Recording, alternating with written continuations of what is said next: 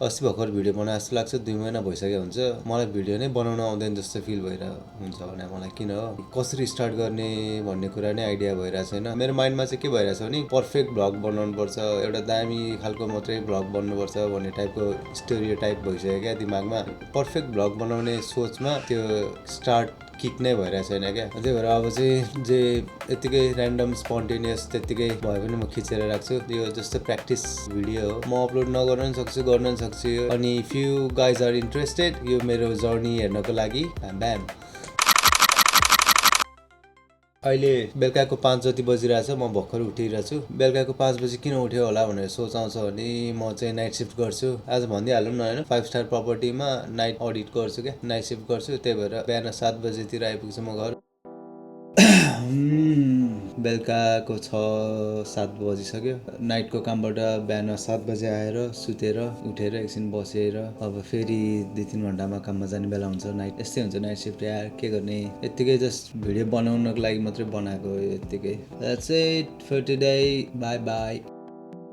Good morning बेलुकाको 5 बजे फेरि पनि स्वागत छ मेरो आफ्नै कार्यक्रम लाइफ अफ भोलनमा मस्त रिमझिम पानी परिरहेछ भर्खर उठेको अनि आज अफ छ मेरो अफ भनेर के गर्नु उठ्ने बेला नै 5 बजिसक्यो हुन्छ दिन नै कटिसकेको हुन्छ म हिजो वेन्सडे नाइट काममा गएर आयो नि त अनि बिहान 7 बजे काम सकिन्छ नि त अनि घरमा आएर जिम गएर 10-11 बजेतिर सुते 12 1 2 3 4 5 बजेतिर उठेछु अनि पुरा दिन नै गयो यस्तै हुन्छ एटलिस्ट जिम गयो भने त केही युटिलाइज भए जस्तो हुन्छ जिम पनि गएन त्यतिकै सुत्यो भने दिनभरि सुत्दै हुन्छ अनि फेरि राति चाहिँ उल्लु जस्तरी आँखा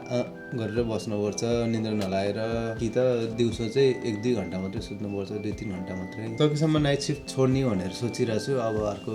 राम्रो डेको काम पायो भने नाइट सिफ्ट छोड्छु म हेर्दै जाम के हुन्छ if you are interested keep watching life of Bholan Yet another day सबै दिन एउटै जस्तो फिल हुन्छ यस्तै छ अस्ट्रेलियाको जिन्दगी यस्तै हो त आज चाहिँ नाइट सिफ्ट छैन मेरो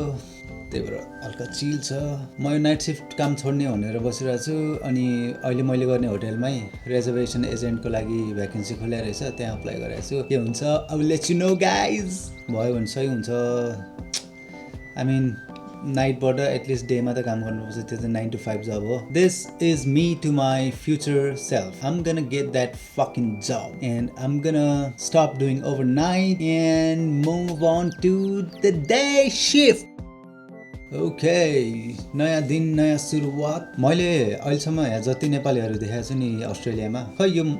मैले त्यति धेरै मान्छेहरू नभेटा नचिना भएर हो कि नदेखा भएर हो कि जति पनि नेपालीहरू हुन्छ प्रायः जस्तो यस्तै रेस्टुरेन्टहरूमा वेटर सेफ अनि हाउसकिपिङ क्लिनिङहरू यस्तो मात्रै गर्दो रहेछ अनि किचन ह्यान्ड त भइहाल्यो होइन त्यस्तो मात्रै जब गर्दो रहेछ किनभने त्यो कामहरू चाहिँ अलिकति सेफको त ल अभियसली स्किल्डवाला नै काम भयो अनि अरू कामहरू चाहिँ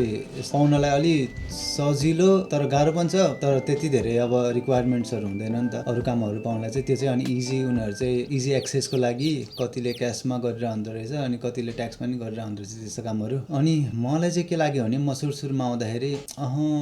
यसरी त हुँदैन यार किनभने अब फर्स्ट त मैले एचएम पढाएँ हो +2 पनि ब्याचलर्समा पनि अनि त्यो यो पढेको त कामै लाग्दैन मैले अरू काम गर्दै हिँडेँ भने अनि फ्युचरमा अब एउटा सेट करियर पाथवे पनि हुँदैन नि त अनि त्यही भएर मैले चाहिँ अलिक वेट नै गरेँ अनि त्यसपछि होटलहरूमा अप्लाई गर्न थालेँ क्या धेरै पनि अप्लाई गरेन मैले 2-4 वटामा अप्लाई गरेको एउटामा आयो मतलब 3टामा इन्टरभ्यूको लागि आयो 2टामा चाहिँ मलाई सिलेक्ट गरेन रिजेक्ट हान्दियो अनि एउटाले चाहिँ लियो नाइट सिफ्टको लागि हैन नाइट अडिटर रोलमा अनि अहिलेसम्म चाहिँ त्यही नाइट अडिटर रोल नै गरिरहेको हो अनि अब चाहिँ के सोच्यो भने डाउन द लाइन मैले अबको 5 वर्षसम्म नाइट सिफ्ट गरिरहन्छु त भनेर सोचेँ त्यो त म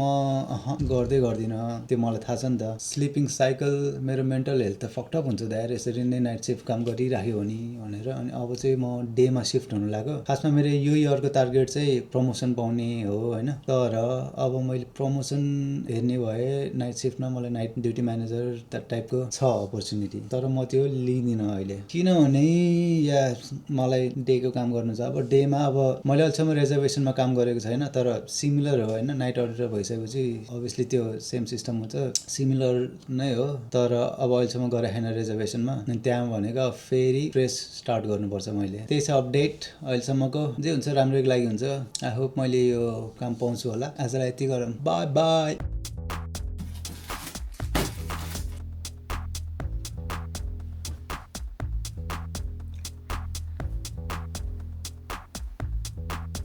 ठ्याक्कै छ।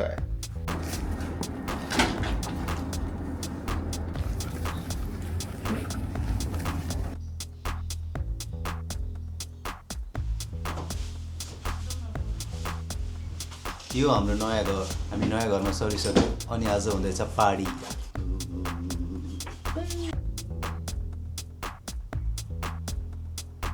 What's up everyone, welcome back to my YouTube channel भन्दै ल हैन हेरेर मान्छेलाई